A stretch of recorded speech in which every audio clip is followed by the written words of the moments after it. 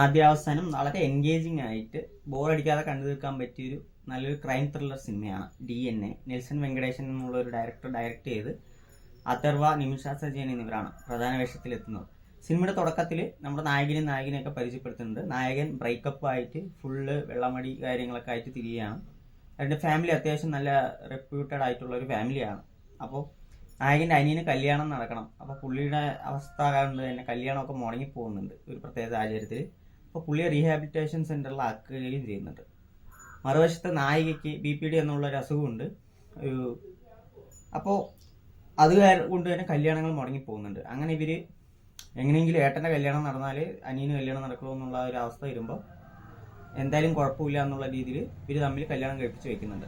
പിന്നീട് ഇവർക്ക് കുട്ടി ജനിക്കുന്നതോടെയാണ് മെയിൻ കഥയിലോട്ട് വരുന്നത്.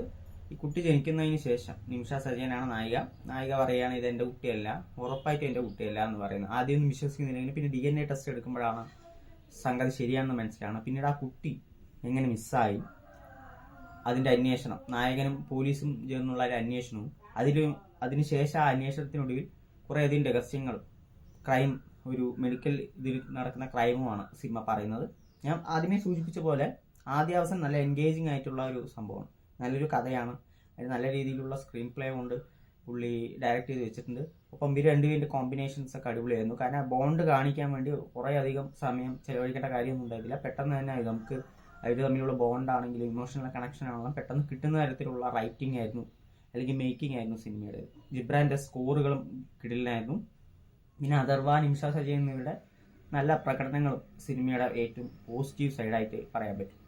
സിനിമയിൽ ജനിച്ച മണിക്കൂറുകൾക്കുള്ളിലുള്ള സമയത്തിനുള്ളിൽ കുട്ടികളെ കിഡ്നാപ്പ് ചെയ്യുക അല്ലെങ്കിൽ തട്ടിക്കൊണ്ടു പോകുന്ന ഒരു സംഭവമൊക്കെ ഉണ്ട്. അത് എന്തിനാണ്, ആരാണ് അതിന് പിറകിൽ എന്ന് തുടങ്ങി കുറേ കാര്യങ്ങൾ പറഞ്ഞു പോകുന്നൊരു നല്ലൊരു മെഡിക്കൽ ക്രൈം ത്രില്ലറാണ് DNA എന്നുള്ള സിനിമ. തീർച്ചയായിട്ടും ആസ്വദിക്കാൻ സാധിക്കും. കാരണം വളരെയധികം എൻഗേജിങ് ആണ് സിനിമയുടെ ആകെ എനിക്ക് തോന്നിയിട്ടുള്ളത് ക്ലൈമാക്സ് പെട്ടെന്ന് നല്ല രീതിയിൽ കൊണ്ടുപോയത് പെട്ടെന്നൊരു രീതിയിൽ അവസാനിപ്പിച്ചു എന്ന് മാത്രമേ എനിക്ക് തോന്നിയുള്ളൂ. ടോട്ടലി എന്നാലും നല്ലൊരു കാണാൻ പറ്റിയ സിനിമ തന്നെയാണ്. തീർച്ചയായും കാണാം എന്നാണ് DNA. കണ്ടിട്ട് നിങ്ങളുടെ അഭിപ്രായങ്ങൾ കമൻറ്റ് ബോക്സിൽ അറിയിക്കും.